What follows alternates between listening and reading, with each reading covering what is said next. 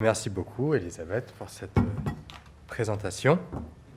Je vais terminer par vous présenter notre troisième et dernier intervenant de la soirée, qui est Julien Benayoun. Donc, Julien, avec William Boujon, est cofondateur de l'agence de design Bold, spécialisée dans l'impression 3D. Donc, Bold est une structure inspirée par les avancées technologiques, les sciences et les arts. Leur exploration de l'impression 3D, notamment avec des matériaux comme la terre ou les rébus de cuir, témoignent de leur créativité et d'une approche innovante et originale dans les processus qu'ils mettent en place.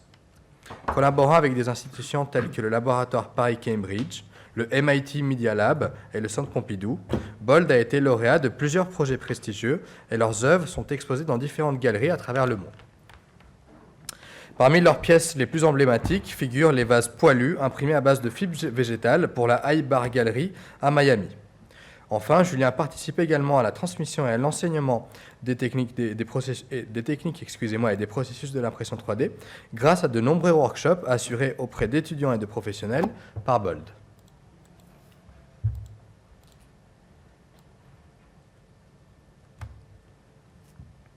Ok. Pas facile de passer après vous deux. On va essayer de... Vous m'entendez? Oui. Bon. Merci pour la présentation et merci pour l'invitation. Du coup, oui, je suis cofondateur de Bold, qui est une agence de design produit, mobilier, un petit peu scénographie. Et je vais vous raconter comment on est arrivé à l'impression 3D et ce qu'on a fait avec ces techniques-là. Donc, c'est vraiment plus orienté sur le travail de l'agence. Déjà, donc, Julien Benayoun, je travaille avec William Boujon. On a commencé à travailler ensemble aux Pays-Bas. On est très complémentaires dans nos approches, mais on partage vraiment un goût pour les techniques, les méthodes de transformation des matériaux et voilà, l'expérimentation. Donc, dans une académie d'art aux Pays-Bas, pendant 6 mois, on a appris à travailler ensemble. Et voilà, 15 ans, enfin, plus de 15 ans après, on continue. Et avec toujours un peu cette même approche. Donc là, d'ailleurs, j'y ai pensé après, mais dans cette académie d'art, le responsable de la section céramique, donc avant de commencer à imprimer avec de la terre, on a coulé de la terre liquide dans du plâtre et on a fait des plaques avec une espèce de terre gazeuse que j'ai jamais retrouvée après. Donc une terre qui contient beaucoup de gaz et qui va gonfler à la cuisson.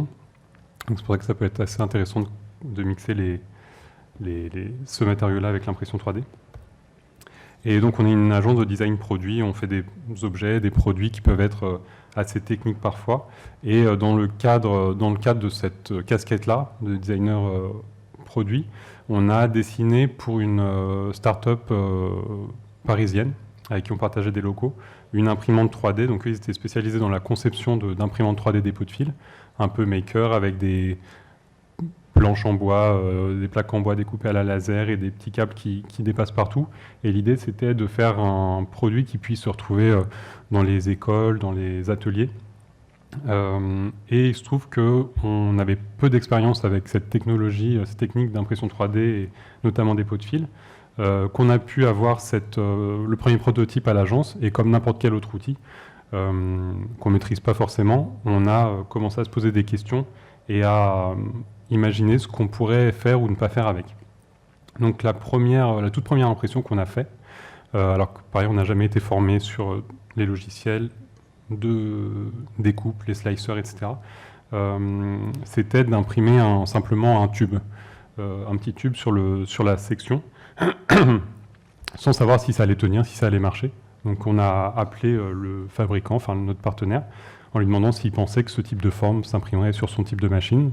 Il ne savait pas particulièrement, donc c'est à partir de ce jour-là qu'on s'est dit qu'on avait tout à tester et tout à apprendre. Et finalement, d'un petit tube, à en faire un petit projet expérimental pour se familiariser, qui est un projet qui a pris la forme d'une collection de stylos, où pareil, on se familiarisait avec le fait qu'il n'y avait pas besoin d'outillage, que simplement une transformation de fichiers, donc se familiariser avec Grasshopper, le paramétrique, etc., pour imaginer des petits scénarios de génération, de formes, d'objets, d'outils. Et dans cette même logique, tout un cahier d'idées, enfin une espèce de cahier d'idées 3D a émergé à partir de questions plus ou moins bêtes qu'on se posait, naïves, comme est-ce qu'on peut imprimer, est-ce qu'on peut imprimer un poil, par exemple, avec cette machine. A priori, oui. Enfin, on avait le sentiment, l'intuition que oui, parce que c'est ce qu'elle fait, ce qu'elle passe son temps à faire, imprimer, enfin, générer un petit poil de 0,4 mm de diamètre. Donc, on a... Ah oui, pardon. Au même moment, enfin en parallèle, en fait, on a une demande, donc on commençait l'impression 3D, et on avait une demande du Habitat Design Lab à l'époque qui, tous les mois, enfin pendant un mois, invitait un créateur à finalement venir explorer sa technique avec les clients d'Habitat. Et en parallèle, Dood, donc la start-up qui développait ces imprimantes 3D, commençait à tester une buse de 1,2 mm de diamètre au lieu du 0,4 mm traditionnel. Donc là, par rapport à la signature, on va dire, de la technique d'impression 3D, cette strate bien visible, là on l'avait totalement, et à chaque fois on a assumé, enfin la plupart du temps on a assumé la technique qu'on emploie, on assume cette strate, etc. Et l'autre avantage, c'était qu'on avait des objets solides qui s'imprimaient rapidement, donc c'était tout indiqué pour imaginer des séries d'objets paramétriques pour un contexte comme Habitat, avec des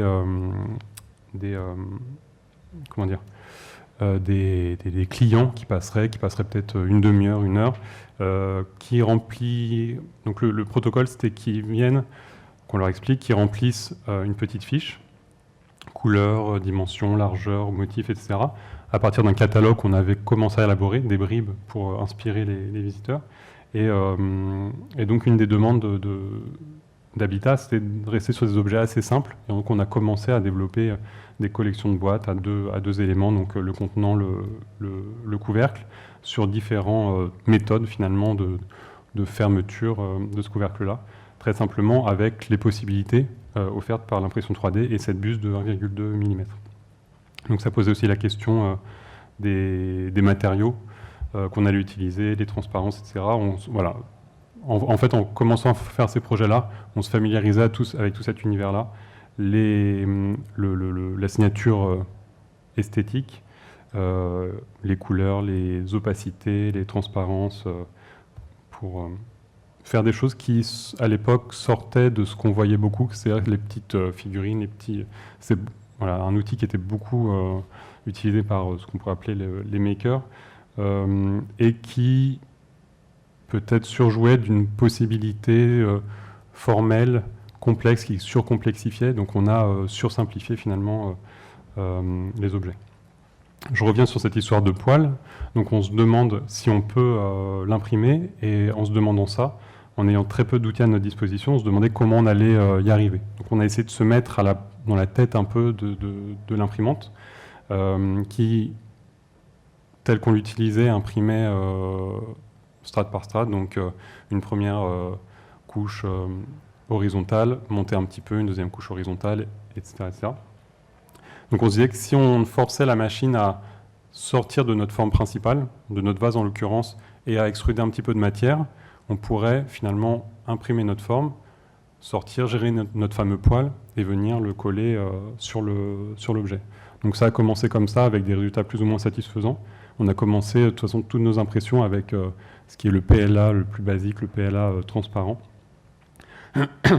en sentant qu'il y avait quelque chose qui, par rapport à la direction que l'expérimentation prenait, collait pas forcément à cette expérimentation-là. Donc on s'est remis à chercher, à regarder ce qui existait en termes de matériaux.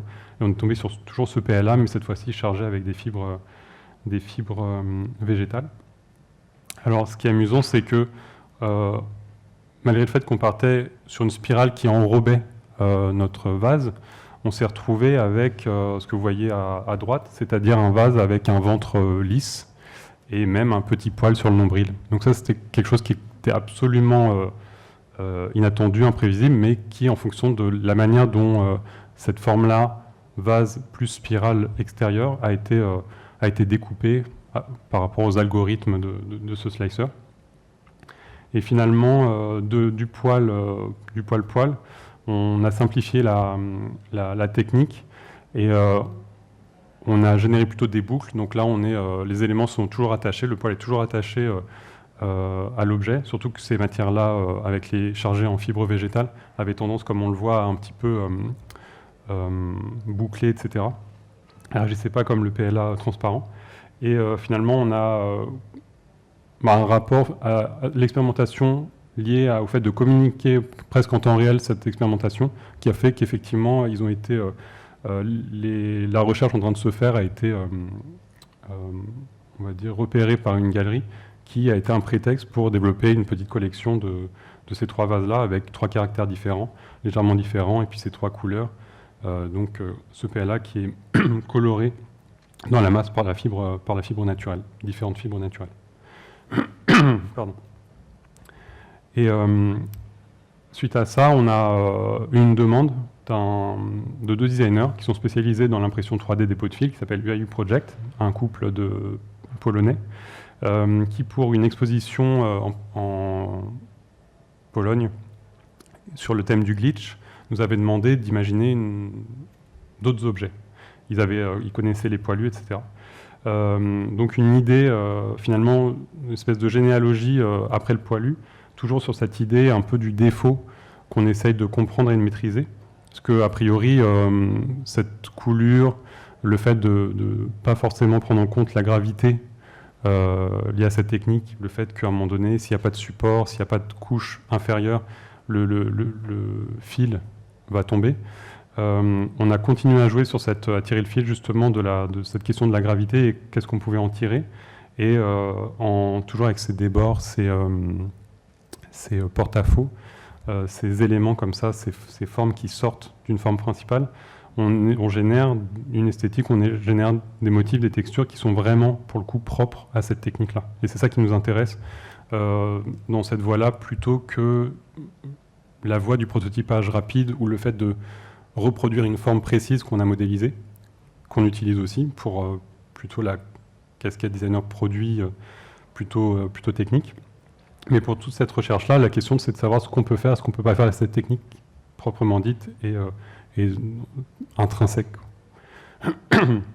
Donc pareil, un peu même processus. À partir de ces premières recherches, on développe une petite série qui est... Alors je montre ça parce que finalement, toujours Instagram, ces vases sont vus par un curateur d'exposition qui décide de les accoler avec un vase. Alors j'ai plus mis la référence, c'est dommage, il faudrait que je modifie ça, mais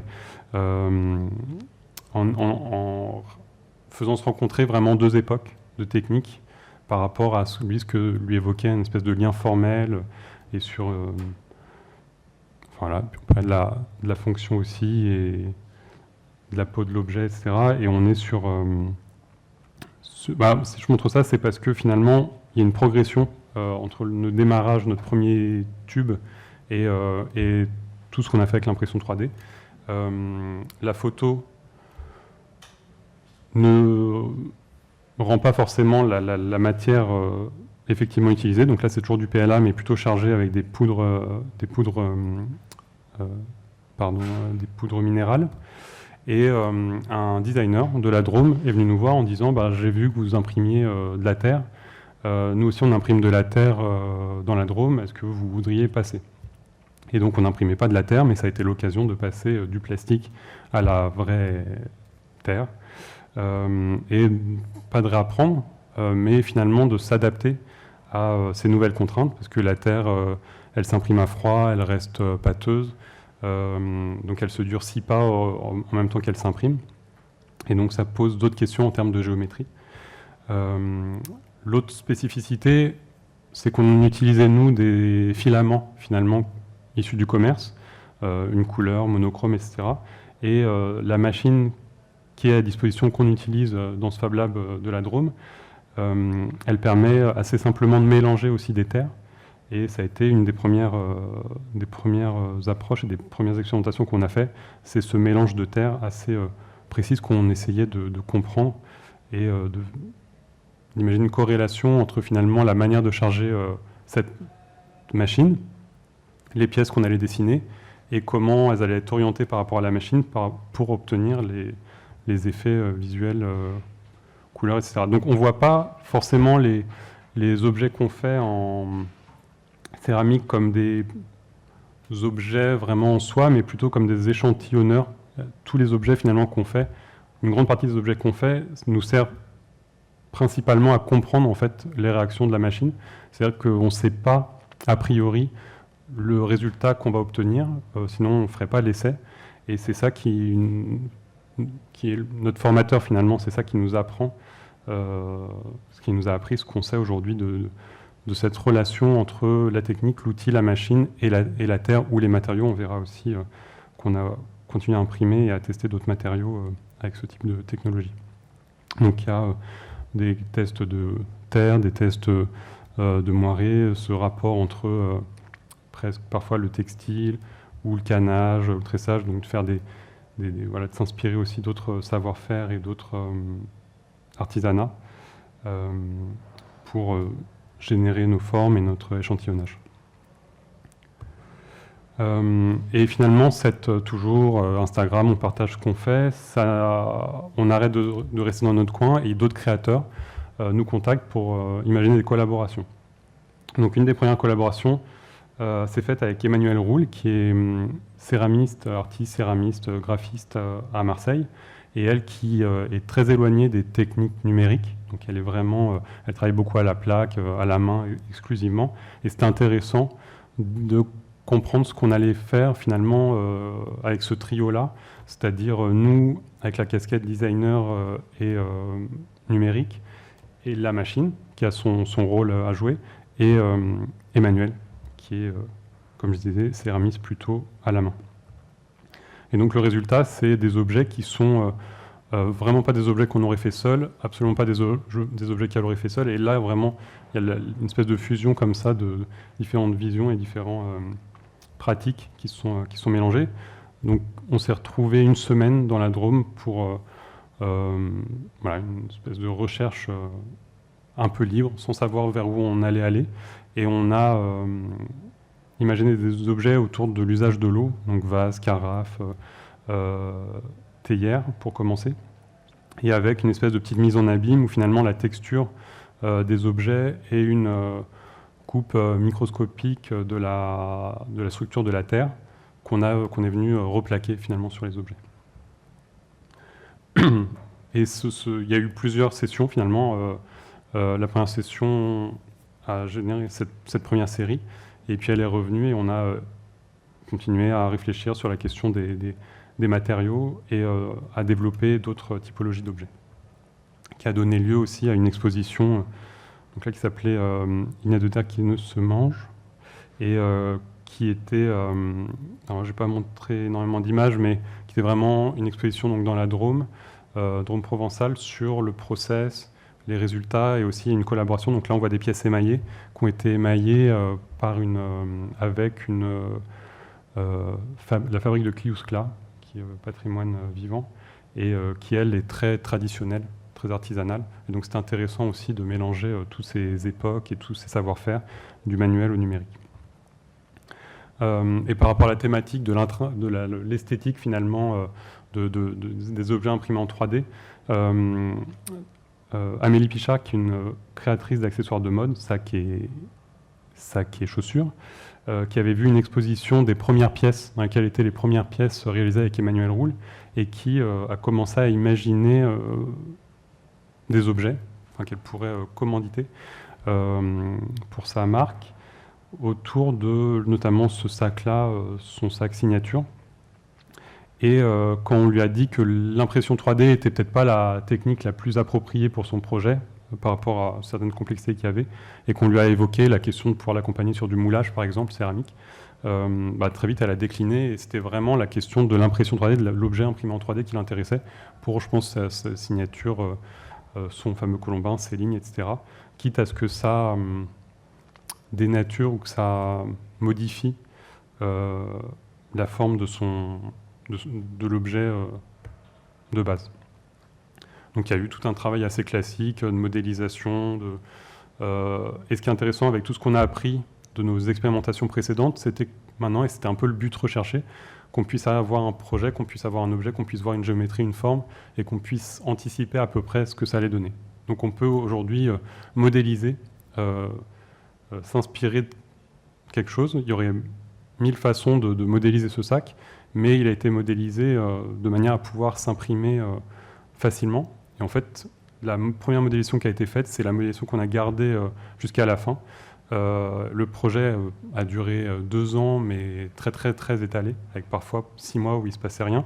Et la plus grosse difficulté a été sur finalement le choix de la terre, et puis la question de l'étanchéité, donc qui était un désir important pour Amélie. Et donc ce qui nous a donné le plus de fil à retordre finalement, parce que bien qu'on utilise du grès, et que le grès, combien de fois on a entendu que cuit à haute température, il était naturellement étanche, et pourtant on n'a jamais obtenu d'étanchéité, et probablement dû à la mémoire de la Terre, au fait qu'on on l'avait contrarié en la passant par la moulinette de la buse, etc., pour faire ce petit colombin. Et donc c'est ça qui nous a retardé, et finalement on a réussi à produire cette collection, cette mini-série de 10 vases. Mais si on s'était douté que cette direction allait être aussi complexe, je ne sais pas si on l'aurait fait. Bon, c'est intéressant quand même pour l'exercice et puis pour tout ce qu'on a appris à travers le projet. Toujours la même machine, mais pas le même matériau. Là, on a collaboré avec 2 créatrices, 2 designers matières, qui s'appellent Hors Studio, qui sont basées à Tours. Et elles imaginent des matériaux avec 0 pétrochimie. Donc ça va être soit sur une base biosourcée, ou sur des rebuts de production. Et cette première expérimentation qu'on a fait avec elles sont venues avec des gros sacs de broyat, de poudre, de coquilles, donc déchets de coquilles, de moules, de Saint-Jacques et d'ormeaux. Et elles ont obtenu une espèce de grosse pâte à pain mauve qu'on a essayé d'imprimer. Parce que finalement, cette machine qui a été conçue pour la terre, pour l'argile, elle peut imprimer, et c'était la preuve qu'elle pouvait imprimer des matériaux pâteux, qu'elle pouvoir se rigidifier. Ce qui est intéressant aussi, c'est que cette matière n'a pas besoin de cuisson, elle va simplement sécher à l'air et se solidifier un peu comme une espèce de pierre.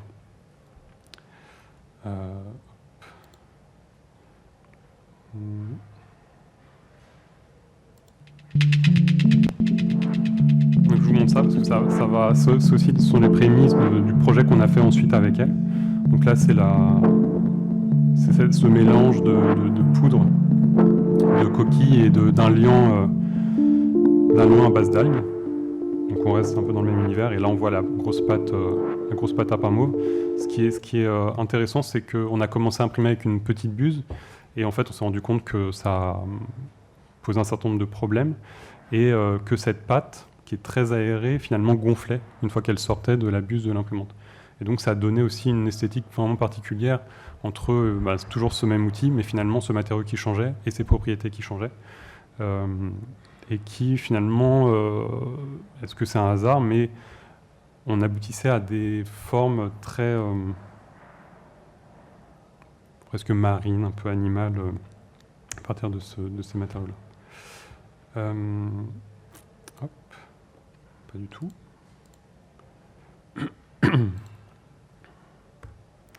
Et donc on a postulé ensemble pour un appel à manifestation d'intérêt qui s'appelait Monde Nouveau, qui est un appel national à tout type d'artistes. Et on a proposé un projet autour de l'usage des rebuts de cuir dans la production. Donc là, on est sur quelque chose entre la peau et le minéral, parce que il y a des charges minérales, et la peau, donc le cuir qui est rejeté, et aussi une colle de peau. Donc on est vraiment sur ces deux choses-là. Et elles ont développé ce matériau-là depuis quelques années qui s'appelle le Laserstone, donc la pierre de cuir. Là, ce qui est intéressant, c'est qu'on avait d'autres contraintes avec ce matériau-là. Donc là, on a imprimé chez Xtree. Et je crois qu'il y aura un interlocuteur de Xtree qui sera là demain soir. Eux, ils imprimaient de l'argile. Aujourd'hui, ils impriment plutôt des bétons. Des bétons qui sont développés spécialement pour leurs machines et leurs process qui vont sécher à la bonne vitesse, etc. Et là, on était sur quelque chose qui mettait longtemps à sécher, qui séchait naturellement et qui restait très pâteux au moment de l'impression.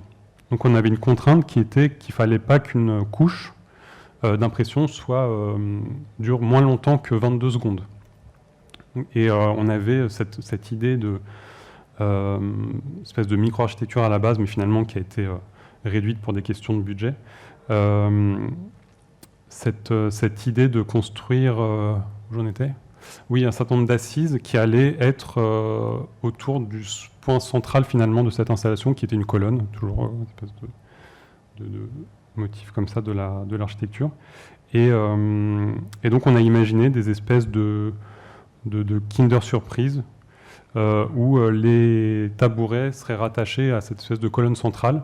Et cette colonne centrale qui aurait normalement, en temps normal, été un déchet, ne devient plus le déchet, elle devient le centre de notre installation. Donc il y avait vraiment un jeu comme ça sur qu'est-ce qui est le déchet, qu'est-ce qui est l'œuvre, comment se débarrasser de cette notion de déchet et utiliser cette matière-là.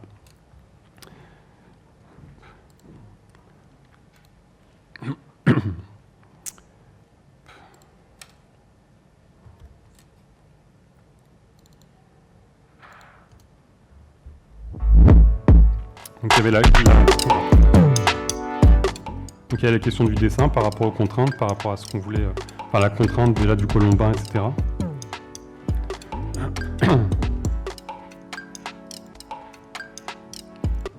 Et le dessin qui s'est affiné, et ce que je vous ai montré précédemment.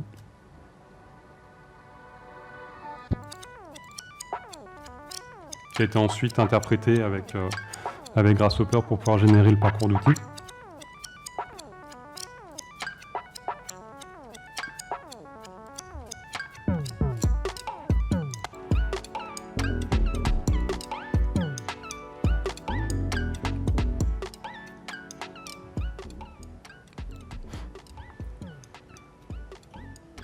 Donc il y a un certain nombre de tests et de ratés, évidemment, avant de réussir à imprimer les pièces finales.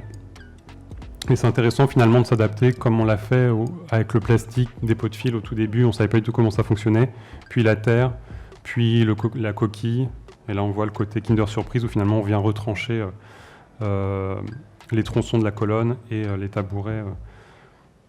Et on a utilisé aussi la possibilité d'impression non planaire. Donc là, je ne sais pas si on le voit bien, mais finalement, les tabourets ne sont pas des simples extrusions, mais ont plutôt un petit mouvement. Ça sont des espèces d'arcs de cercle pour avoir notre installation.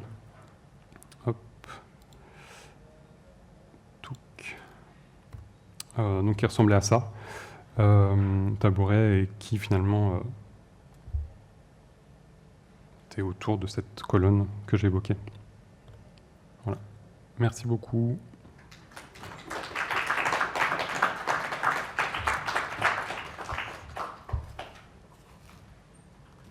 Merci Julien pour ton intervention. Donc l'idée pour la suite serait de mettre en place une petite discussion entre nous tous.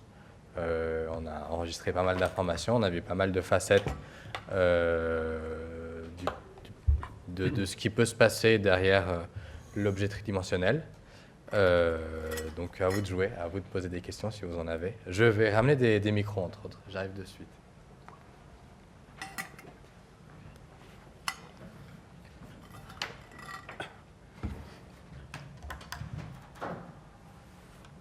Ben moi, je veux bien déjà dire merci, en fait, parce qu'il y a les trois conférences, en fait, avaient une vraie complémentarité. Sur la première, la tienne, Raphaël, sur la question d'un état des lieux, sur les recherches du laboratoire au Maparia, et de tous les fails et de tout ce qui se dégage aussi en termes à travers toutes ces séries d'objets, et tout ce qui se dégage en fait en termes de potentialité et de spéculation en fait sur des questions de la conception architecturale.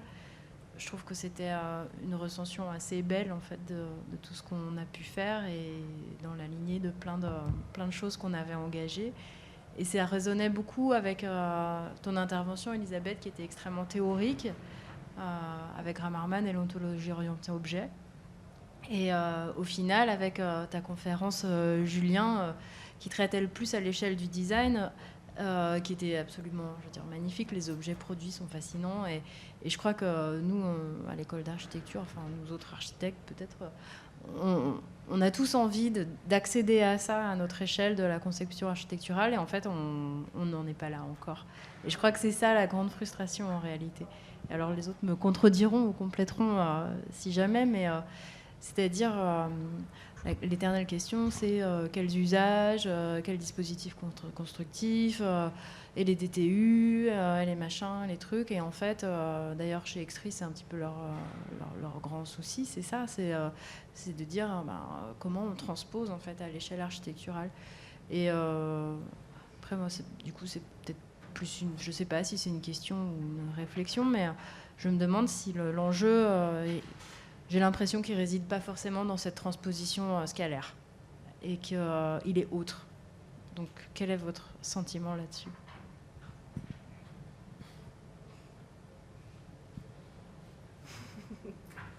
Je vais commencer, mais du coup après avoir, je sais pas si je vais être à côté de la plaque, mais bon, ça m'inspire, c'est que techniquement ils sont capables de faire des choses qu'effectivement en termes de normes, en termes c'est plus compliqué, ça suit pas forcément. Après avoir montré les premières recherches sur l'installation là avec le cuir, il y a des architectes qui nous ont contactés en disant nous on aimerait bien réfléchir à des façades, des choses comme ça, pas forcément du portant au départ, etc. Mais on voit bien que de toute façon il y a beaucoup de recherches à faire encore et qu'il faudrait beaucoup d'argent et de temps et que personne n'en a et tout ça. Donc il y a beaucoup d'envie, beaucoup d'outils qui sont développés qui permettraient de le faire, mais oui, il y a d'autres choses qui bloquent. Donc,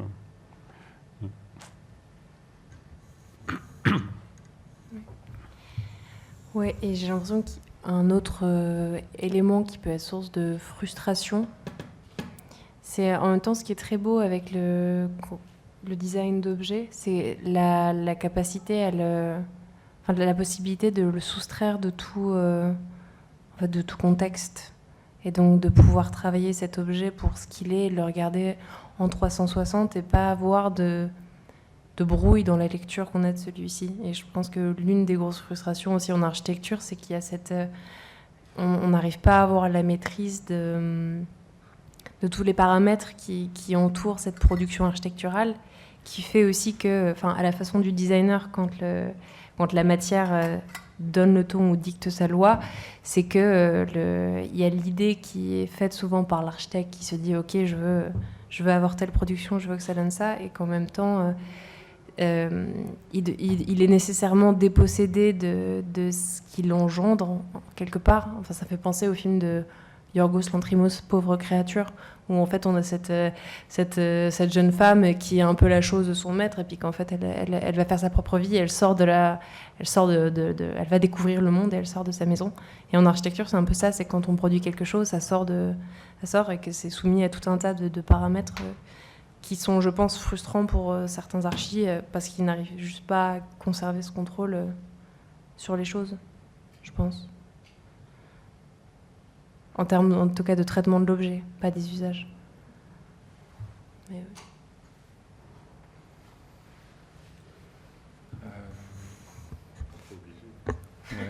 ouais. Prochaine question.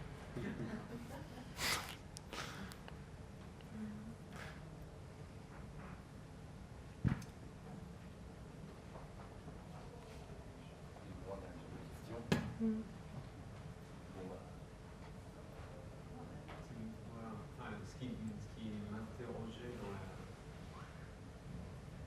constance à travers les trois interrogations, c'est le rôle du hasard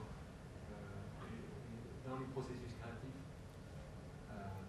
Il y a l'histoire du poil qui est autant liée à une envie à un moment donné de faire le parallèle entre ce qui s'extrude de l'objet et de la réalité de cet objet de poil, et le fait que, effectivement, comme tu dis Elisabeth, c'est la matière qui guide en fait le comportement de la matière elle-même ou le comportement de la machine dispositif et ces aléas qui génèrent aussi le design.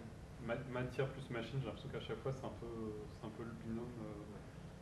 Et ce qui est intéressant dans les pratiques que tu développais, toi, Eglantine, à la fois dans ta pédagogie et dans les expérimentations au laboratoire, 90% de ce que tu produis est lié au hasard plus qu'à une maîtrise. La seule chose que tu maîtrises, c'est effectivement de donner quelque chose à une machine, qui va produire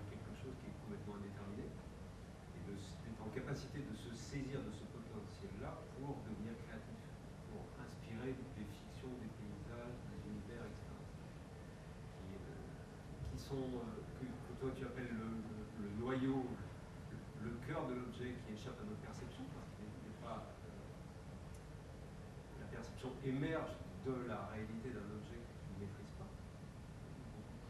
Et c'est ça qui est intéressant dans l'atelier qu'on a développé, ou dans l'initiative que vous avez montée, c'était comment est-ce qu'on alimente un processus de conception avec ce type d'outillage-là, qui nous permet d'explorer des possibles qu'on ne pourrait pas faire autrement. À la main, on ne peut pas. Sauf à examiner des objets tirés de leur contexte qu'on va imaginer avec des processus optiques ou des processus qui révéleront quelque chose de l'objet qui ne sont pas. Donc il y a ce processus de créativité qui est à la fois dans une observation, une sérendipité, une capacité à observer quelque chose qui n'est pas conscientisé à l'origine, ou dans la maîtrise d'objets et de processus et d'une matière dont on ne maîtrise pas forcément a priori le comportement. La différence qu'il y a entre les pilules que tu manipules et ce que fait Paul, c'est qu'à la fin, ton objectif c'est de maîtriser le processus créatif que vous avez mis en place basé sur une expérience inhabituelle. Donc là, il y a une véritable volonté de retirer d'un processus créatif hasardeux quelque chose qui puisse générer des paysages, des fictions, des récits, qui puissent devenir matière à conception architecturale. Mais on est vraiment sur c'est ça qui m'interpelle le plus dans cet usage un peu particulier des machines et des univers numériques qu'on peut fabriquer avec le paramétrique, le génératif, l'intelligence artificielle, des choses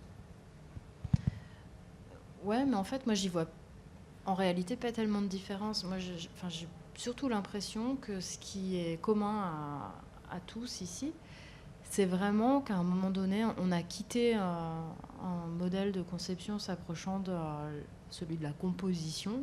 Et c'est le composition, non-composition de Lucan, et en fait de la pensée algorithmique, et en fait d'avoir recours à un protocole. Et ça, en fait, je crois que ce soit en design, que ce soit avec le robot dans les recherches menées, que ce soit la manière d'appréhender, même la philosophie de Grammarman, quelque part, elle a quelque chose de protocolaire, en fait, dans la question de la réalité spéculative.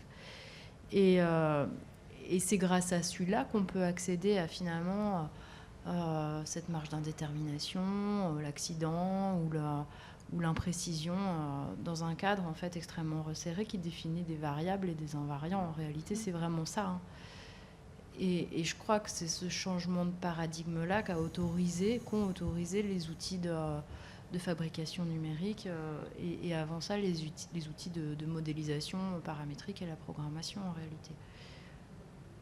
Oui, juste pour bien comprendre, à un moment donné, parce qu'il y a toutes ces expérimentations-là, pour essayer de comprendre comme toi, ce qui a généré quoi pour pouvoir le reproduire, etc., de manière plus ou moins fine. Le but, à un moment donné, c'est d'avoir une certaine maîtrise de quelque chose. Au début, il n'y en a pas. Mais après, l'idée, c'est de comprendre comment tout ça fonctionne pour pouvoir en faire quelque chose de...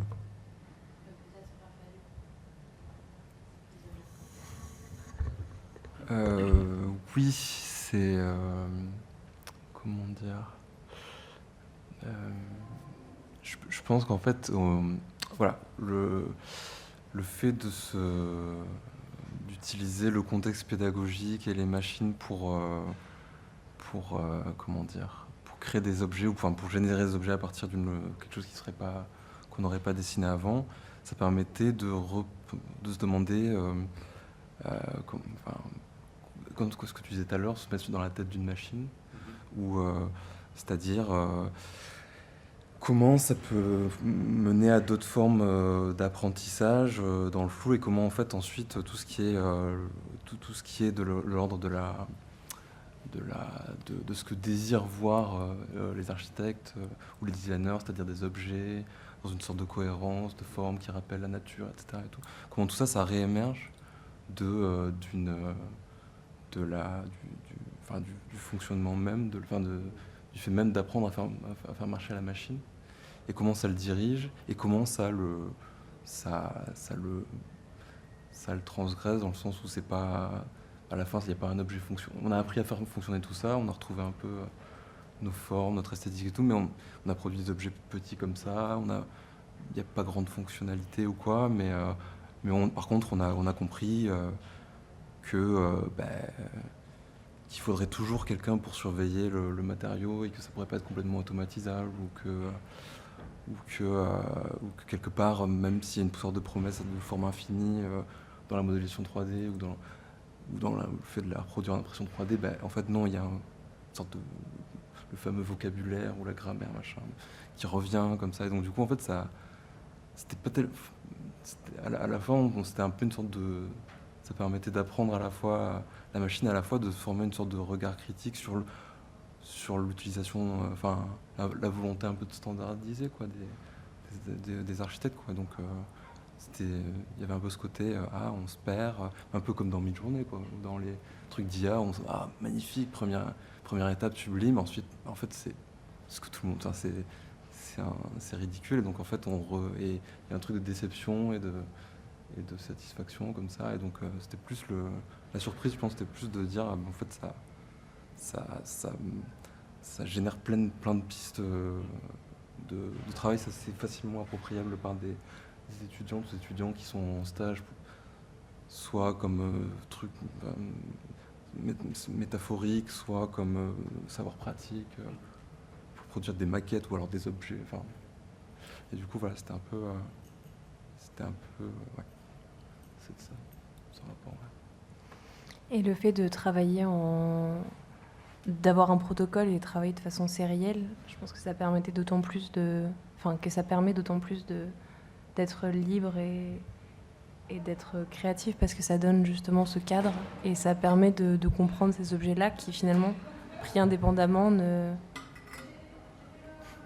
pas ont moins de valeur, mais perdent un peu leur aura. Et en fait, c'est quand on les met tous côte à côte qu'on arrive à établir tout un dialogue qui est un peu en lien avec cette classification des végétaux qu'on a pu évoquer, mais c'est là où ça devient intéressant, quoi. C'est de donner le cadre pour faire d'autant plus de folie, peut-être, avec le robot, sans attendre de retour. J'aurais une petite précision à demander à Raphaël, parce qu'il a évoqué un truc. À la fois, vous parlez très précisément de la maîtrise, du processus, de s'intéresser dans cette dialectique avec le hasard, et puis comment est-ce qu'on peut contrôler ce hasard, etc. Et quelque chose qui reste vraiment dans l'approfondissement, c'est scientifique, et puis cette espèce d'influence esthétique très superficielle qu'on peut avoir en dehors. Tu l'as évoqué, je crois, ouais, je ne suis pas sûr d'avoir bien compris, mais qu'à la limite, cet approfondissement-là, plutôt scientifique, pourrait aussi juste aider à servir un peu l'air du temps, ce en quoi ça influence des formes, je pense le tabouret. Comment est-ce qu'on fait un tabouret? On n'a pas vu des tabourets comme ça avant, alors qu'un tabouret, il y en a déjà, il proposait son cul, ça va, il y a déjà des tabourets, sauf qu'on a besoin de tabourets nouveaux. Et le tabouret nouveau, il peut s'influencer de ce genre de choses. Et qu'un tabouret comme une architecture peut s'influencer de ce genre de choses, mais très superficiellement. Est-ce que tu as évoqué le fait qu'il puisse y avoir un côté juste fun à faire du neuf pour que les autres puissent s'en saisir? Ou est-ce que c'est un approfondissement d'entre-soi? Ou est-ce que c'est offert aux autres qui peuvent le faire sans sérieux et par voisinage? Est-ce que c'est ça que tu as évoqué à un moment, à la fois la maîtrise et puis le fait de pouvoir nourrir le schmilblick, quoi? Ouais, oui. Mais c'est... après, ce que tu dis sur que les autres s'en saisissent, etc. et tout, c'est vrai que ça a toujours... c'est un peu le pas qu'on n'a pas franchi, de savoir comment... S'il y a une forme de création ou alors juste de générosité là-dedans, à produire des formes, etc. et tout, et comment ensuite ça sort ça arrive dans les mains d'autres personnes ou alors d'autres sphères, ou alors juste d'un truc amateur, fun, qui du coup joue avec et du coup on fait autre chose et pas reproduit pas l'idée de tabouret ou l'idée de nouveau tabouret, quoi. Ça, c'est vrai qu'on n'a pas... C'était plutôt c'était plutôt, ouais, je sais pas. Enfin, en tout cas, là, cette première phase-là, c'était plutôt une sorte d'auto-analyse ou de psychanalyse mutuelle, de c'est quoi ce regard concepteur qui va faire qui produit un peu cette forme d'entre-soi et qui à la limite a plus besoin d'être fonctionnel, qui est sorti du monde social, enfin des objets comme ça, numériques, etc. Et tout. Donc c'était déjà un peu explorer ça et comment qu'est-ce que ça nous faisait un peu en mode langage automatique, quoi. Qu'est-ce que ça mettait comme symptôme de rapport à l'interface numérique, à la 3D, etc. Enfin, comment on passait du nouveau au cliché, tu vois, etc. Et après, c'était clairement le but, c'était qu'ensuite des étudiantes et des étudiants s'en saisissent pour à la fois qui étaient en master, qui étaient en mémoire, etc. Pour peut-être ça, de base, c'était comme ça le point de sortie, quoi, pour qu'ensuite ils le prennent et ils le mettent dans des réflexions, le réinjectent dans des réflexions théoriques plus larges avec cette espèce de pouvoir de métaphorisation, quoi, de la machine, et cette plateforme qui produisait pas d'objets ou de résultats un peu attendus ou cernables, mais qui faisait beaucoup, qui faisait agir entre la production et la fiction, etc. En fait, c'était aussi un peu le truc de se dire, d'habitude, c'est un peu dans la... je sais pas. Moi, en tout cas, ce qui m'a marqué dans cette expérience, c'était de me rendre compte que toute la créativité sur les nouvelles formes, fun, machin et tout, du nouveau tabouret qui se font, c'est fait par des étudiants et des étudiantes, soit en diplôme, soit en mémoire, soit en école, soit quelques années après leur diplôme, soit en stage, quoi. Mais vraiment, les agences d'archi qu'on connaît, il y a 2-3 personnes qui dirigent, ensuite c'est que des stagiaires qui maîtrisent les nouveaux outils, etc. Et tout, quoi. Et donc du coup, finalement, là, il y avait